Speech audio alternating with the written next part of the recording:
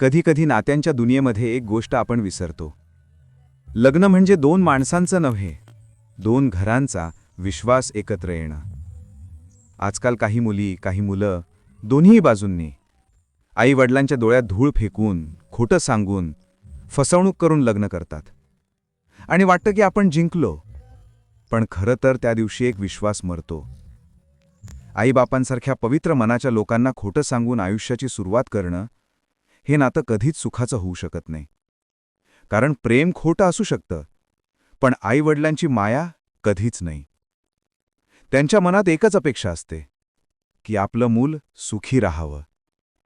आणि आपणच जर त्यांना फसवलं, तर त्या सुखाचं मूल कधीच राहत नाही.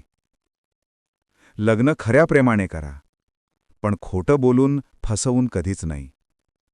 कारण आयुष्यभर टिकणार असेल, तर त्याची पायरी सत्यावरच असायला हवी. लक्षात ठेवा, जगातल्या सगळ्या नात्यांना पर्याय मिळतो, पण आई-वडिलांच्या विश्वासाला नाही.